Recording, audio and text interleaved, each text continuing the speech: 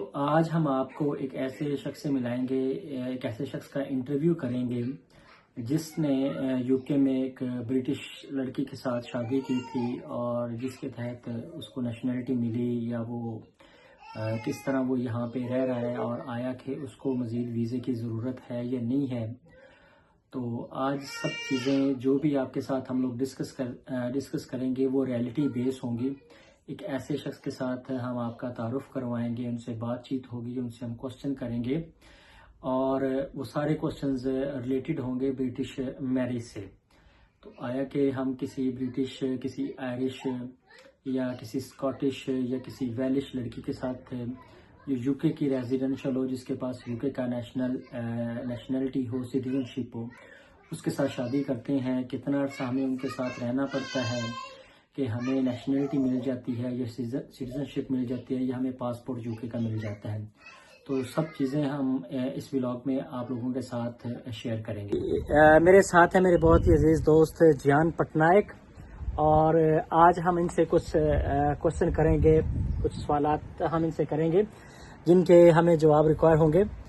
तो जियान साहब, हमें बताएं कि क्या यूके के अंदर ग्रीन कार्ड होता है? हाय एवरीवन, ग्रीन कार्ड तो अमेरिका में होता है, यूके में ग्रीन कार्ड सिस्टम नहीं है। यहाँ आपका जिसको बोलते हैं ना पीआर बोलते हैं, परमानेंट रेसिडेंसी, जो अच्छा ILR उसको भी बोलते हैं ना, infinitive leave to remain, infinite मतलब आपका वीजा जो अनलिमिटेड वीजा है, लाइफ टाइम वीजा है। अच्छा। तो ये जो इंडेफिनिट लीव ILR होता है, तो ये किस तरह मिलता है? ILR होता है जैसे आप किसी भी वीजा पे यहाँ पे मान लो हो ना, जैसे वर्क वीजा पे, ठीक है, यहाँ पे आप स्टूडेंट वीजा पे तो नहीं होता है, जो जैसे आप हाई स्किल्ड वीजा जो होता है, जो अच्छा। डॉक्टरेट वगैरह करते हैं वहाँ उस हिसाब से। तो आप उसके बाद जब आपकी वर्क वीजा किसी भी एक सेक्टर में या जो मतलब एक ही वीजा कैटेगरी में आपको 5 साल जैसे आप हो गया एक जगह पे, अभी तक तो है 5 साल। यहाँ 2 रूट है, 5 साल का भी है, 10 साल का भी है। अच्छा। पर जो 5 साल का रूट है, आप जैसे वर्क वीजा पे हो, फैमिली परमिट पे हो, आप 5 साल आपकी लाइफ आप यूके में आपको दिखाना है, ठीक है ना। अच्छा। तो उसमें भी हाईली आप ईयरली 90 डेज बाहर रह सकते हो। 5 सालों में जब आप इधर वर्क वीजे पे हों तो आप 90 डेज के लिए बाहर रह सकते हैं। 90 डेज के लिए बाहर रह सकते हो किसी भी वीजे पे आपको। अच्छा। तो आपको जब 5 साल प्रूव करना है तो ईयरली आप हाईली 90 डेज बाहर रह सकते हो। तो उस हिसाब से आपको मतलब 5 साल आप अगर यूके में रह गए हो तो उसके बाद आप अप्लाई कर सकते हो ILR के लिए। अच्छा। तो यहाँ पे सुनने में आया कि अगर हम किसी ब्रिटिश लड़की के साथ जो यूके की रेजिडेंस हो या उसके पास यूके की नेशनैलिटी या सिटीजनशिप या पासपोर्ट हो, तो उसके साथ हम शादी करते हैं। यूके में आपको पता है स्कॉटलैंड भी आता है, नॉर्दर्न आयरलैंड भी आता है, वेल्स भी आता है, इंग्लैंड भी आता है। तो ऐसी लड़की जिसके साथ हम शादी कर लें, सपोज कि ये बहुत ज्यादा क्वेश्चन पूछा जाता है कि अगर हम किसी ऐसी लड़की से शादी करें तो हमें नेशनैलिटी उसी वक्त मिल जाती है, क्या ऐसा ही है? नहीं। अच्छा। ऐसा नहीं होता है। अच्छा। शादी फर्स्ट तो आपका वो जो मैरिज होता है, सर्टिफिकेट वगैरह जो भी मैरिज का है, वो यूके में एक्सेप्ट होना चाहिए। अच्छा। ठीक है, क्योंकि हर कंट्री में एक्सेप्ट नहीं होता है। ठीक है। मतलब वो यूके में लीगली वैलिड होना चाहिए जो आपका मैरिज है। उसके बाद आप मैरिज ही नहीं, जैसे आप सिविल रिलेशनशिप में हो, किसी के साथ आपके रिलेशन मतलब आप सिविल पार्टनरशिप में कुछ भी हो, शादी के बगैर भी? अच्छा। पर सिविल रिलेशनशिप होना चाहिए। तो उसमें आपको 2 साल का रिलेशन आपको पहले प्रूव करना पड़ता है कि आप you were in relation for 2 years। अच्छा। ठीक है, वो प्रूव करने से आपको पहला वो 6 महीना फैमिली परमिट एंट्री वीजा होता है। अच्छा। जैसे वो टाइप का, ठीक है। और आप अगर मैरिड जैसे हो, स्पाउस वगैरह है, मैरिड है, तो आपको 2.5 साल का फैमिली परमिट होता है। अच्छा। तो फर्ज कर लें कि मैं किसी ब्रिटिश लड़की के साथ मेरी शादी होती है और होती है किसी और कंट्री में, सपोज कि अमेरिका में हो गया या आप कह लें सऊदी अरब में या मुत्तहिदा अरब इमारात में हो गया या मिस्र में हो गया, या सपोज कि इंडिया में मैं किसी ब्रिटिश लड़की के साथ शादी कर लेता हूँ, तो क्या वो जो शादी होगी हमारी वो इधर यहाँ पे यूके में रजिस्टर करवानी जरूरी होगी? नहीं, तो वही मैंने बोला ना कि it depend that which country and is that like वो कंट्री का जो सर्टिफिकेट्स है वो यूके में वैलिड है कि नहीं है, बस वो अच्छा। डिपेंड, वो हर कंट्री टू कंट्री वेरी करता होगा। ठीक हो गया। हम्म। आप यहाँ पे यूके किस वीजे पे आए थे? मैं फैमिली परमिट पे आया था, जिससे मेरे पुराने रिलेशन की वजह से। पुराने रिलेशन की वजह से। आपने किसी लड़की के साथ शादी की थी? अच्छा अच्छा। तो कितना अर्सा आप मतलब ये कि उस स्टेटस के ऊपर आप रहे यहाँ पे? वो तो हमारा टोटल रिलेशन लगभग 8-9 साल का रिलेशन। 8-9 साल का रिलेशन था। अच्छा। तो तभी जाके मैं अप्लाई किया।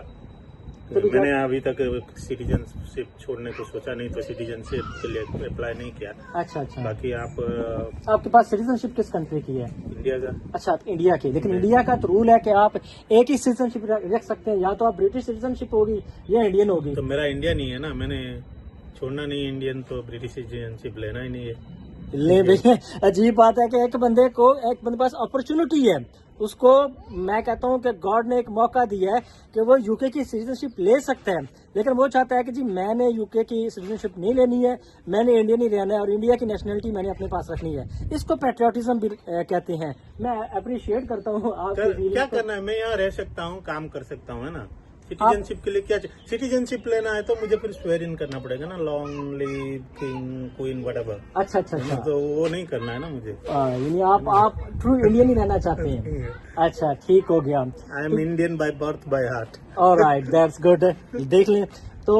अच्छा, तो ये आप इस वक्त कौन सा स्टेटस आपके पास है इस वक्त? सेटल स्टेटस है, जो कोई लाइफ टाइम वीजा है। आपके पास लाइफ टाइम वीजा है, तो ये रिन्यू होता है या नहीं होता?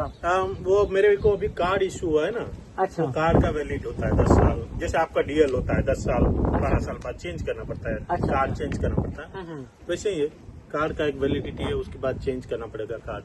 ठीक हो गया। बस तो पर वो जो स्टेटस है वो कंटिन्यू है। वो स्टेटस कंटिन्यू है, ठीक है। तो आपका जो पासपोर्ट होगा वो इंडियन पासपोर्ट होगा, तो वो रिन्यू करवाते रहेंगे? मैं अभी रिन्यू करने गया था 2 अभी दिन पहले। ये लंदन आप गए हुए थे जो? अच्छा, वो रिन्यू 2 दिन पहले रिन्यू करने गया था। चले, तो वो आप 10 साल के लिए रिन्यू करवा रहे हैं? कितने साल के लिए? 10 साल 10। ठीक हो गया। अच्छा, अब अगला सवाल है ये कि अगर सपोज के आप किसी के साथ लिविंग रिलेशनशिप में है, किसी ब्रिटिश के साथ, तो आपका कोई बेबी हो जाता है, सपोज के दूसरे साल ही कोई बेबी हो जाता है, और बेबी की बर्थ के बाद सपोज के अनलकीली आपकी डिवोर्स हो जाती है, तो उस बेबी की बेस पे आपको कुछ बेनिफिट्स मिलेंगे? वो डिपेंड करता है कि आपके ऊपर कितना रिस्पॉन्सिबिलिटी है बेबी का। अच्छा। If you are the solely carer of the baby, you know, अगर वो माँ बेबी का सोनली केयरर है, अच्छा। आपकी बेबी की लाइफ में जरूरत नहीं है, तो अच्छा। वो भी डिपेंड करता है वो होम ऑफिस को डिसाइड करने के लिए। अच्छा अच्छा। कि मतलब बेबी के ऊपर वो बोलते हैं ना, अगर आपकी बेबी है तो भी आपको पहले आपके अगर पार्टनर है, पार्टनर्स की राइट पे है, तो आपको उसी पे ही अप्लाई करना है। अच्छा। बेबी की राइट पे अप्लाई नहीं करना है। अगर बेबी की राइट पे अप्लाई करते हो तो उसमें यह दिखा जाएगा कि बेबी का आपका नीड क्या है ना? अगर आपका जो पार्टनर होता है वो कहता है मैंने बेबी नहीं रखना, बेबी को आपने संभालना है, आपने टेक केयर करनी है, क्या उसकी बेस पे आपका तो जो आप कभी अप्लाई कर सकते हो अगर आपके ऊपर फुल्ली रिस्पॉन्सिबिलिटी है बेबी का। यहाँ तो सोशल केयर सिस्टम है ना। हाँ हाँ। अगर आपकी पार्टनर आपकी बेबी का देख रेख नहीं कर रहे, आप कर रहे हो, तो वो सारा रिकॉर्ड सोशल केयर पे होगा ना। अच्छा, तो आप उसके एज ए गार्डियन हो गए? हाँ। अच्छा। गार्डियन क्या, पेरेंट ही है आप पर। आपका अगर बेबी को आपके पार्टनर देख रेख नहीं कर रहा है, आप ही सोली कर रहे हो, तो वो तो सोशल केयर वाले रिकॉर्ड में रहा आएगा ना कि आप उसका सोली गार्डियन हो बोल के। अच्छा। तो आजकल सुनने में आया कि अगर आप किसी के साथ शादी करते हैं तो उसकी और आपकी जो ईयरली इनकम होनी चाहिए वो कुछ स्पेसिफाई की गई है। हाँ, वो पहले 8,600 था, अभी शायद बढ़ गया है। आई एम नॉट 29,000 समथिंग है। वो भी आगे जाने वाला है ऊपर। अच्छा अच्छा, ये तो फिर स्किल वर्क को टच करेगा 37,000 को। 38,000 समथिंग आगे जाने तो वाला ये है। कितने अरसे के लिए, मतलब ये कि ये हमें प्रूफ देना होता है उनको? नहीं, आपका 6 मंथ का इनकम दिखाना पड़ेगा उनको। अच्छा।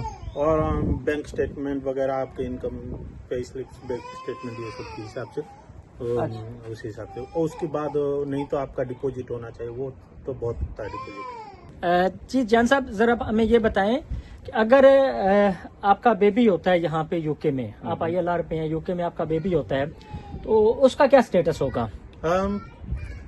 देखिए यहाँ जो है ना, मतलब बाय बर्थ ब्रिटिश सिटीजनशिप का रूल नहीं है, जैसे अमेरिका में है बाय बर्थ। इवन आप किसी भी वीजा पे जाओ, टूरिस्ट वीजा पे जाओ, लीगली जाओ इलीगली जाओ, बाय बर्थ आप हो अगर आपने सपोज के ट्रांजिट फ्लाइट भी ली हुई है तो वहाँ पे तो वहाँ पे अगर बच्चा हो गया तो वो अमेरिकन हो जाता था, अभी नहीं है। अब नहीं, ये रूल खत्म हो गया। डोनाल्ड ट्रंप ने उसको अनफॉर्चुनेटली ये जो अपॉर्चुनिटी थी अमेरिका ने ये अपॉर्चुनिटी भी खत्म कर दी है। ये जो हमारे जो ख्वाब थे ना उनके ऊपर पानी फेर दिया है जी। अच्छा। पर यहाँ यूके में जो सिस्टम है ना, यूके में जैसे मेरा इन्फिनिटिव लीव टू रिमेन है, ILR है। अच्छा। तो अगर एक पेरेंट का ILR है और बच्चा यूके में पैदा हुआ है, अच्छा, या एक पेरेंट उसका ब्रिटिश सिटीजन है, तो बच्चे यूके में पैदा हुआ है, दूसरा पेरेंट कहीं का भी हो, अच्छा, तो वो बच्चा ब्रिटिश सिटीजन होगा अगर वो यूके में है। अगर वो बाहर पैदा हुआ है और उसका एक पेरेंट ब्रिटिश है, अच्छा, ठीक है, दूसरा पेरेंट फॉरेन सिटीजन है, ओके, तो उसको पहले रजिस्ट्रेशन करना पड़ता है बच्चे को, ठीक है। जैसे मान लो पासपोर्ट अप्लाई करना है वैसे टाइप का, आपको अच्छा। रजिस्ट्रेशन करना पड़ता है, उसके बाद आप सिटीजन के लिए अप्लाई कर सकते हो उस बच्चे की। हाँ। अब मेरा बच्चा जो है ना वो यहाँ पे यूके में ही पैदा हुआ है, ठीक है, लेकिन हम दोनों जो है ना वो नॉन ब्रिटिश हैं, ठीक है, हम दोनों पाकिस्तानी हैं, लेकिन हमारा जो बच्चा है ना वो पाकिस्तानी ऑटोमेटिकली, चाहे वो यूके में पैदा हुआ है चाहे जहाँ पे पैदा हुआ है। हाँ। तो इसलिए मैंने इवन के यहाँ पे अपने बच्चे की रजिस्ट्रेशन करवाई है। हाँ, वो तो बर्थ रजिस्ट्रेशन, हाँ, बर्थ सर्टिफिकेट वो तो आप दुनिया में कहीं भी पैदा हो वहाँ बर्थ रजिस्ट्रेशन होता है। अच्छा। पर वो रजिस्ट्रेशन में नहीं बात कर रहा हूँ। अच्छा, आपको ब्रिटिश जैसे आप का बच्चा यहाँ पैदा हुआ ना, यहाँ जो सिटीजनशिप के लिए एक रजिस्ट्रेशन करना पड़ता है, अच्छा, अच्छा, ठीक है, नेशनैलिटी का, उसके बाद आप अप्लाई कर सकते हो पासपोर्ट के लिए, तो उससे पहले नहीं कर सकते हो। जैसे आपका बाय डिफॉल्ट आप सिटीजन नहीं हो, आपको सिटीजन रजिस्टर्ड करना पड़ेगा अगर आपकी मतलब है ना, जैसे क्या मैंने बोला, इनकेस बच्चा बाहर पैदा हुआ, अच्छा, अच्छा, बच्चा यूके में पैदा नहीं है, बाहर पैदा हुआ है, चाहे आप ब्रिटिश सिटीजन हो या एक पेरेंट अगर ब्रिटिश हो या ILR पे हो, ठीक तो हो बच्चे के लिए आपको रजिस्ट्रेशन करना पड़ता है। अगर बच्चा यूके में पैदा हुआ और एक पेरेंट ब्रिटिश है या ILR पे है, तो बच्चा ऑटोमेटिक ब्रिटिश सिटीजन हो जाता है। ठीक हो गया। जब तक आप दूसरा पासपोर्ट ना ले लो, आप ऑटोमेटिक ब्रिटिश हो। अच्छा, अच्छा, ठीक हो गया। मतलब ये कि जो आज के जो क्रक्स जो कहें हमारी जितना भी जो बात हुई है वो ये है कि अगर आप किसी ब्रिटिश नेशनल से शादी करते हैं फिर भी आपको 5 साल यहाँ पे रहना पड़ता है, जॉब करनी पड़ती है, फिर उसको प्रूव करना पड़ता है। हाँ, और वो रिलेशन आपका इंटेंशन भी उनको शो होना चाहिए। शो होना चाहिए। ये नहीं कि आप सिर्फ पेपर मैरिज है, नहीं, एक और किसी जगह पे रह रहे हैं, आप किसी और जगह पे रह रहे हैं, तो वो इंटेंशन भी शो होनी चाहिए।